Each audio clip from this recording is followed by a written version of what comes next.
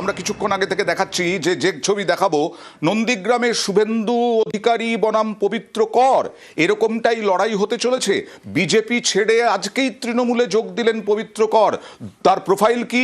2018-এ বয়াল 2 গ্রাম পঞ্চায়েতের প্রধান, 2021-এ শুভেন্দু অধিকারীর হাত ধরে বিজেপিতে, 2023-এ বিজেপির টিকিটে পঞ্চায়েত প্রধান পবিত্রর স্ত্রী।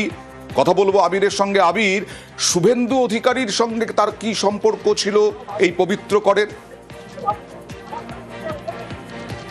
আবির, শুভেন্দু অধিকারীর ঘনিষ্ঠ নেতা ছিল হচ্ছেন এই পবিত্র কর, এবং নন্দীগ্রামের মতো যে জায়গাতে তিনি বরাবর তিনি সাংগঠনিক ক্ষেত্রে সেখানে কাজ করেছেন।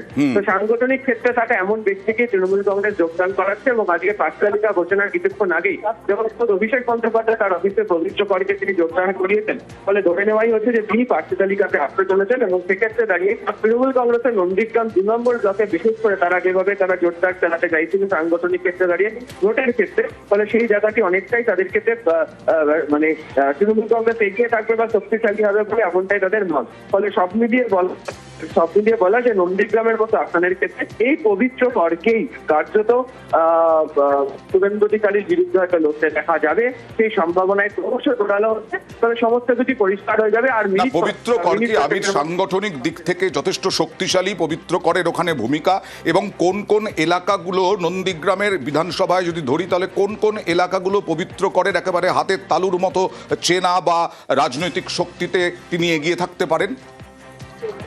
দেখো, যে জায়গাটাকে নজর দিতে চাইছে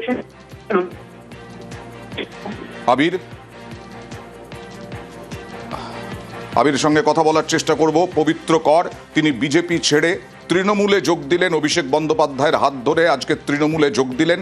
সম্ভবত তিনি নন্দীগ্রামের প্রার্থী হতে চলেছেন, তৃণমূলে প্রার্থী। এবং শুভেন্দু অধিকারী বনাম ভার্সাস পবিত্র কর লড়াই দেখতে চলেছে হয়তোবা নন্দীগ্রাম। আর কিছুক্ষণের মধ্যেই মমতা বন্দ্যোপাধ্যায় তৃণমূলের প্রার্থী তালিকা প্রকাশ করবেন।